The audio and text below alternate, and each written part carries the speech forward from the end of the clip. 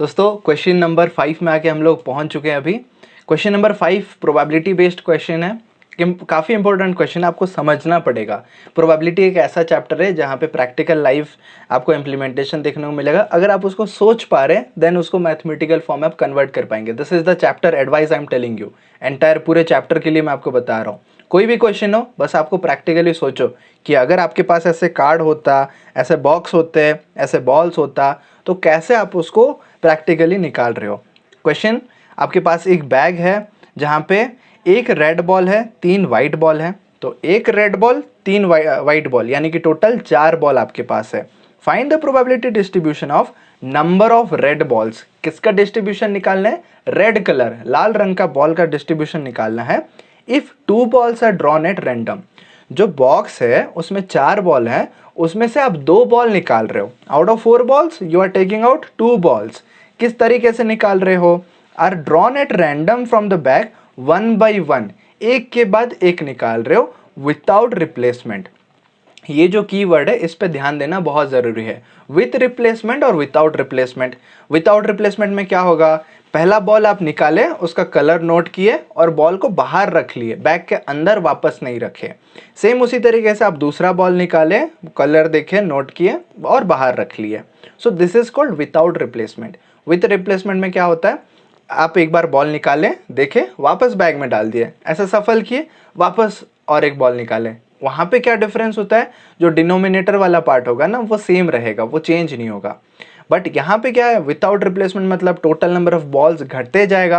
पहले बार में आप बॉल निकाले तो टोटल नंबर ऑफ बॉल्स है, बट दूसरे बार निकालोगे तो एक बॉल घट जाएगा, एक बॉल जो है वो घट जाएगा, क्योंकि अब बाहर निकाल के रख चुके हो।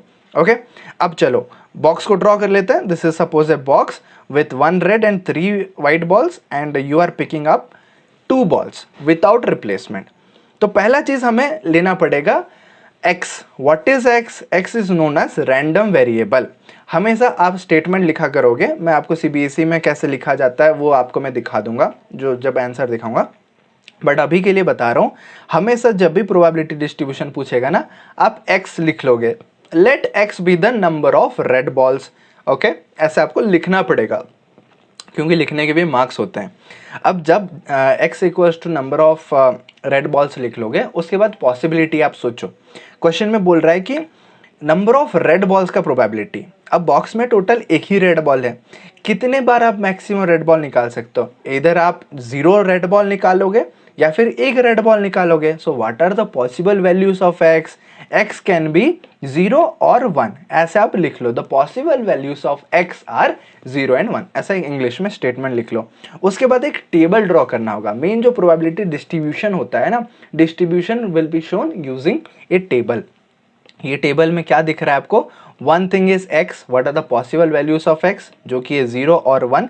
इधर एक रेड बॉल हो सकता है या फिर 0 रेड बॉल, यानी कि कुछ भी रेड बॉल नहीं हो सकता है। सिंपल आप सोचो, एक रेड बॉल है, 3 वाइट बॉल है, आपने बॉल निकाला, पहला बॉल रेड हो सकता है? नहीं हो सकता है। सपोज रेड हो गया तो आपने देखा, बाहर रख लिया। दूसरा बॉल क्या होगा? डेफिनेटली वाइट बॉल ही होगा, क्योंकि रेड बॉल तो खत्म हो गया। दूसरा पॉसिबिलिटी ये हो सकता है, पहला बॉल निकाला, आपने व्हाइट देखा, बाहर रख लिया। दूसरा बॉल निकाला, वो भी व्हाइट है, यानी कि रेड इस बार निकला ही नहीं। 3 व्हाइट बॉल है ना, उसमें से 2 बार तो व्हाइट बॉल निकल ही सकता है। तो एज अ पॉसिबिलिटी हमारा सेकंड सिचुएशन है। तो 2 सिचुएशन मैंने आपको समझा दिया। तो इसीलिए x का वैल्यू जो पॉसिबल वैल्यू है 2 हो रहा है, एक 0 और एक 1। ध्यान से सुनिएगा।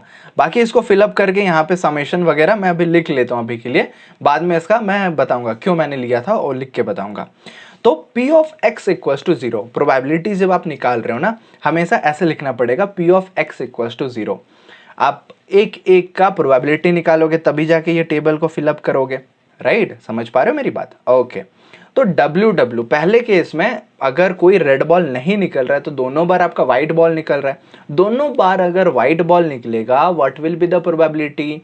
फर्स्ट बॉल अगर व्हाइट निकलता है, ठीक है, मान के चलो, टोटल कितने व्हाइट बॉल्स है? Number of favourable outcomes 3 white balls divided by total number of balls कितने? 4। सो 3/4 हो गया, मल्टीप्लाइड बाय दूसरे बार भी व्हाइट निकल रहा है, तो अभी व्हाइट बॉल कितने बचे हुए हैं? 2, डिवाइडेड बाई, अभी टोटल नंबर ऑफ बॉल्स कितने बचे, यानी कि 3, सो 3/4 मल्टीप्लाइड बाई 2/3, 3 कैंसिल हो जाएगा, 2 1s 2 4s कैंसिल हो जाएगा, 1/2 फाइनल आंसर आ रहा है।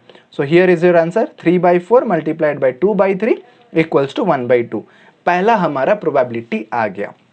ये वैल्यू को लेके हम लोग यहाँ पे लिख सकते हैं, मैं लिख लूंगा। अभी दूसरा वैल्यू निकाल लेते हैं, P of x equals to 1। कौन से केस में, अगर एक रेड बॉल निकल रहा है तो रेड बॉल का पॉसिबिलिटी क्या है, पहले राउंड में हमारा रेड बॉल निकल सकता है, दूसरे राउंड में व्हाइट बॉल निकलेगा, या फिर पहले व्हाइट बॉल फिर रेड बॉल, ऐसे दो पॉसिबिलिटी हो सकता है।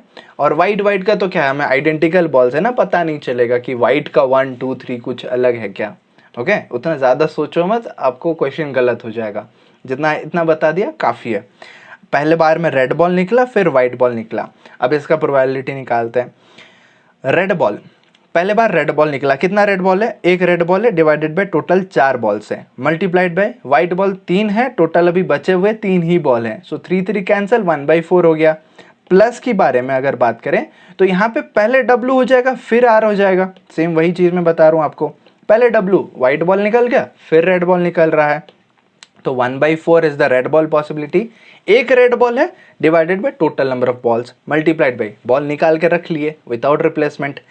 व्हाइट की बात करें तो 3 व्हाइट बॉल है, बचे हुए 3 ही व्हाइट बॉल है, डेफिनेटली यार एक रेड बॉल निकल चुका है तो व्हाइट ही बॉल निकलेगा, सो 3/3, तो 3/3 लिख लिया।